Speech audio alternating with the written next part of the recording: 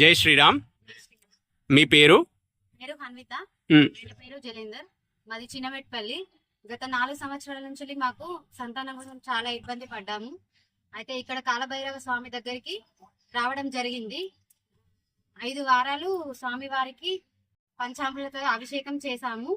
అయితే మాకు 1 year లోపు రిజల్ట్ అనేది వచ్చింది. మ్, చాలా ఆనందంగా ఉంది. ఈ పాప పేరు వైష్విక. ఇక్కడ పూజ చేయడం ద్వారా మాకు పాప జన్మించింది. చాలా ఆనందంగా ఉంది. అట్లాగే ఇక్కడికి వచ్చిన వారందరికీ ఇక్కడ స్వామి వారి దర్శనం చేసుకుంటే చాలా ఆనందంగా ఉంటది. అన్ని కోరికలు జరుగుతాయి. ఓకే, సరే. జై శ్రీమన్నారాయణ. జై శ్రీ మహాకాల భైరవ స్వామి నమః.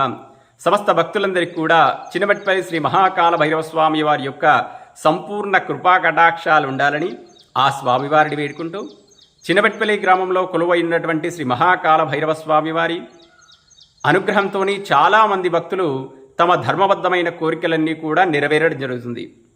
ఇక్కడ స్వామివారికి పూజా విధానం ఎలా ఉంటుందని చాలామంది భక్తులు కూడా అడగడం జరిగింది. ఇక్కడ స్వామివారికి పూజా విధానం పూర్తి స్థాయిలో దక్షిణాచార విధానంలో, అంటే పూర్తి వేదోక్తంలో శాంతియుత పూజలు మాత్రమే నిర్వహించడం జరుగును. ఇక్కడ ఏమి కోరికలు నెరవేరుతాయంటే సమస్త కోరికలన్నీ కూడా నెరవేరడం జరుగుతుంది. ఆరోగ్య సమస్యలు కానీ, సంతానము, వివాహము, కుజదోషము, కాలసర్పదోషాలు, ఇలా చెప్పుకుంటూ వెళ్తే సమస్త బాధలన్నీ కూడా స్వామివారు తీర్చడం జరుగుతుంది. ఇక్కడ పూజా కార్యక్రమం ప్రతి అష్టమి, అమావాస్య, పౌర్ణమి, మంగళవారం మరియు ఆదివారం ఇలాంటి పర్వదినాల్లో మాత్రమే పూజా కార్యక్రమం అనేది నిర్వహించడం జరుగుతుంది. ఇక్కడ స్వామివారికి అభిషేక కార్యక్రమం పూర్తి స్థాయిలో భక్తుల చేతితోనే నిర్వహించడం జరుగుతున్నది. ఇక్కడ స్వామివారికి జలాభిషేకం, భస్మాభిషేకం మరియు పంచామృతాభిషేక కార్యక్రమాలు నిర్వహించడం జరుగును.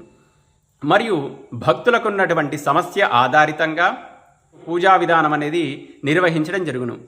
వారికి ఉన్నటువంటి ధర్మబద్ధమైన కోరికలన్నీ కూడా నెరవేరుస్తూ స్వామివారు తమ కృపా కటాక్షాల్ని ఎల్లప్పుడూ తమ భక్తులపైన ఉంచడం జరుగుతుంది. జై శ్రీమన్నారాయణ. జై శ్రీ మహాకాల భైరవ స్వామినే నమః.